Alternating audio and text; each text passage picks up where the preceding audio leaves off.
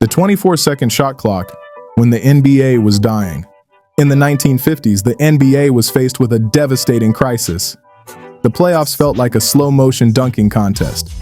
Teams on the other end discovered that the safest way to win their games was by stalling, passing the ball indefinitely, in a move to protect leads. However, this decision led to a sharp drop in scoring, and that equates to fans not getting more thrilling moments from the game. During this moment, the league was losing its entertainment value. TV saw a sharp decline, and attendance was declining.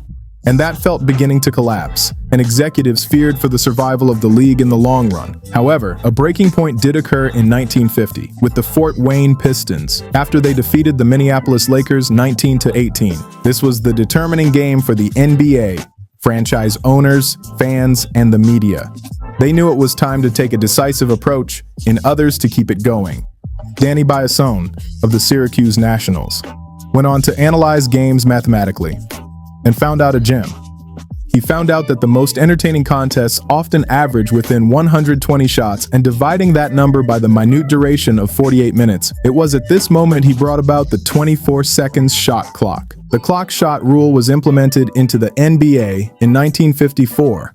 This rule went on to force teams to attempt a shot within the 24 seconds time frame of gaining possession. Within a twinkle of an eye, the result was quite immediate.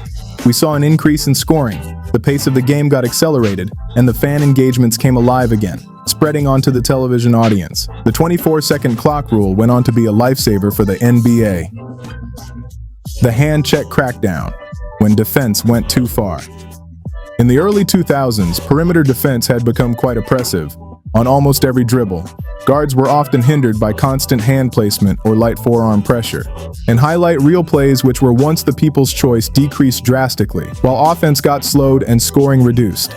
Players like Allen Iverson and Steve Nash began to feel lost. They had to rely solely on their skill in order to get past constant contact. But the league recognized a flawed pattern with the rules. Despite being enforced, it gave defenders too much leeway.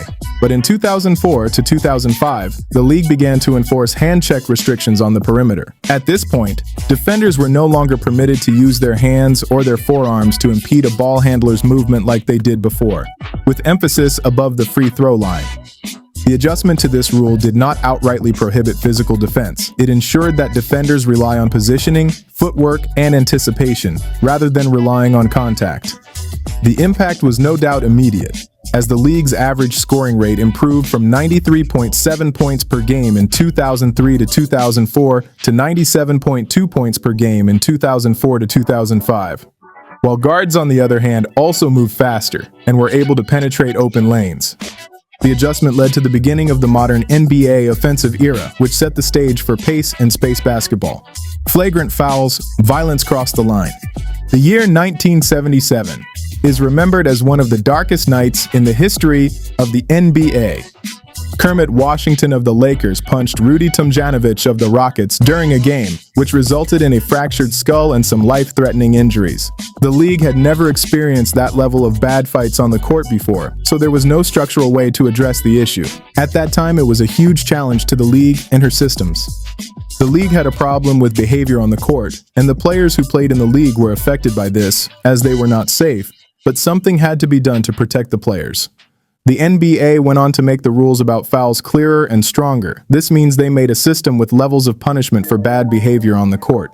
The NBA aim was to stop people from hitting each other hard or being mean on purpose. If a player does something bad, the league punished them right away. The punishment could include paying a fine or not being able to play in a game for a while. At that point, players' safety and competitive integrity became more of a critical factor. The flagrant 1 and 2 fouls now distinguish between incidental contact and dangerous behavior, which makes it easier for the NBA disciplinary process and prioritizing players' safety. The widened lane, when one man owned the paint. After the George Mikan's dominance, the famously painted 6-foot wide rectangle near the basket now became more of a personal runway for most post players. During these periods, offenses would often get stuck because the best big men could just stay in the paint and score whenever they wanted, which led to defenders on the other team having a hard time stopping them. The league realized that this was a problem because it meant that teams could not try out strategies. The best big men in the league could just stay in the paint and score, which made the game less interesting.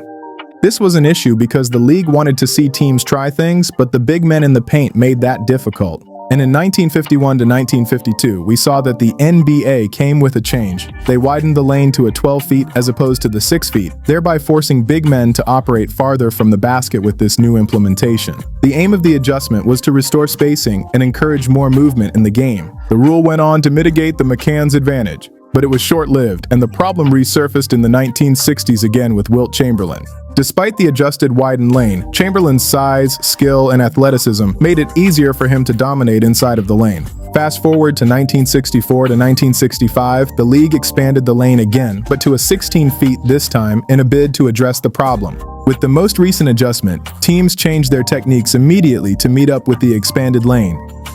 At this point, the centers were no longer the immovable force they were, and needed more footwork, mobility, and positioning. Defensive 3 seconds. Unlocking the modern game. In the late 1990s, the NBA's illegal defense rule severely limited the defensive strategies of franchises. Defenders were not permitted to camp in the paint, while man-to-man coverage was required. Teams on the other end often abused the spacing rules, thereby reducing defensive dynamic play. But in 2001, the NBA acted decisively by replacing the illegal defense with the defensive 3 seconds, which allows defenders to operate in zones, but for a limited time frame without actively guarding an opponent. This new rule went on to preserve spacing from clogging and encourage more rotations, while ensuring that defenses get more flexibility than what they got during the old rule. On the good side, the impact was, in no doubt, transformative. Pick and rolls began to flourish, off-ball movement returned to the scene, and coaches went on to innovate schemes that helped with defense without violating any rules. At this point, defensive and offensive balance improved, and it was quite evident in games. The defensive 3 seconds went on to reshape the league, and made the league games more exciting, and got the fans more engaged than they were during the old rule. If you enjoy this kind of NBA content, subscribe to the channel. Thanks. Hack a Shaq. When strategy became exploitation. For the longest time, intentional fouling had always been around in the NBA, and teams took advantage of it to stop fast breaks or reset plays. The league averaged about 22.7 personal fouls per game in the 1990s. However, in the same late 90s and early 2000s, everything changed. Teams stopped defending possessions and started exploiting a loophole instead. Poor free throw shooters were like sitting ducks. Shaquille O'Neal was the main target of it all. It didn't matter where the ball was on the court, the idea was really simple. People would give up an offense to get rid of bad free throw shooting percentages. This was the case with free throw shooters like Shaquille O'Neal. Players like Shaquille O'Neal and Karl Malone frequently attempted more than 800 to 900 free throws in a season during the 1990s, which was in tune with a league that committed more paint fouls. Fast forward to 2010, there was some sort of continuation to the fouling trends. The league average for fouls per 100 possessions in the 2010 to 2011 season was approximately 10.64, which was marginally higher than the 9.10 from the year before. But the NBA took it upon itself and finally stepped in during 2016. It came with some new rule. Any away from the ball foul in the final 2 minutes, regular time or overtime, meant 1 free throw plus the ball back.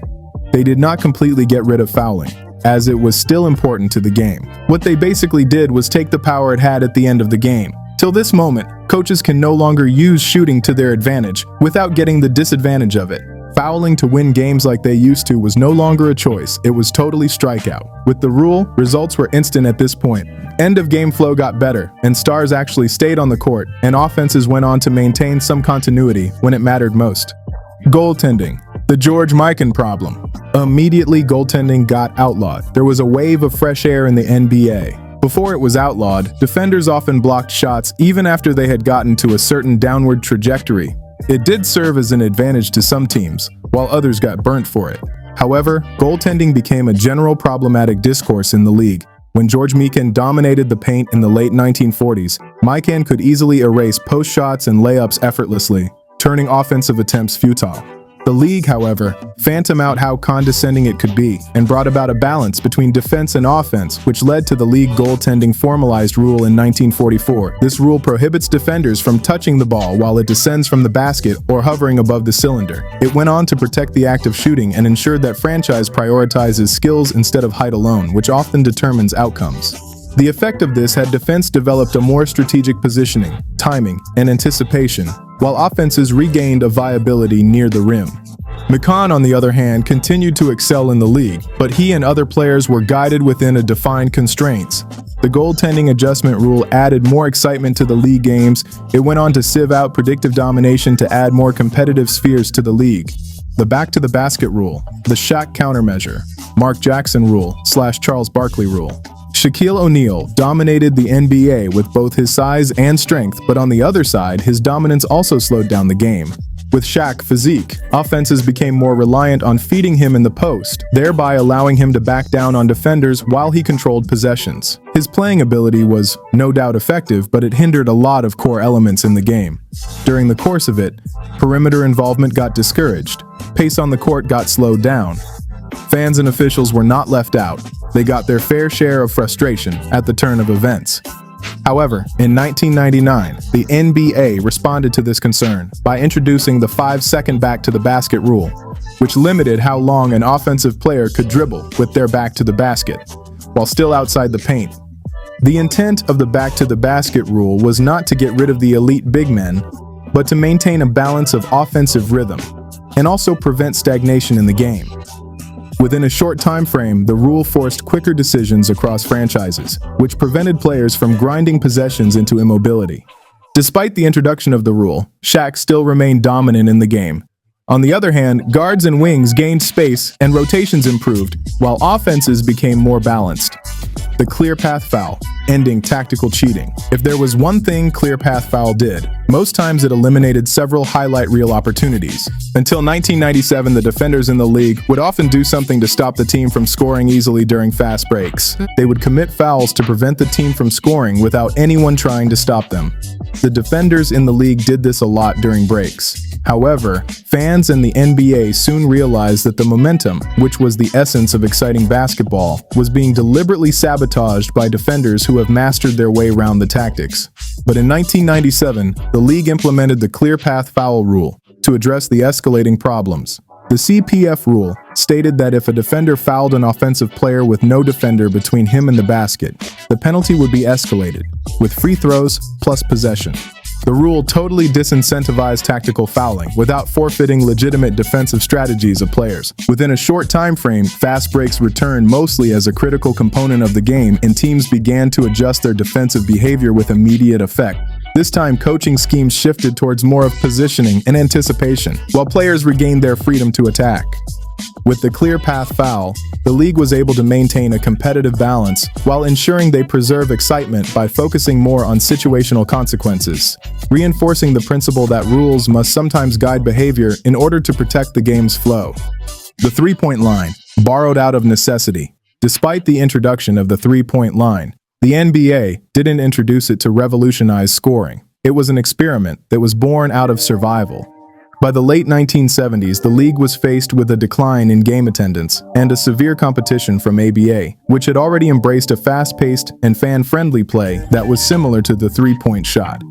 Franchises started to figure out that the old ways of playing were getting boring. They would usually just play near the basket, shoot from the middle of the court. This made the game quite easy to predict. It was not fun to watch anymore. However, when both the NBA and ABA leagues merged in 1976, the NBA inherited both talent and the idea of the three-pointer of ABA. At first, a lot of coaches saw it as a gimmick with no long-term impact. Few players on the other end attempted long-range shots, while others relied on conventional mid-range and paint scoring.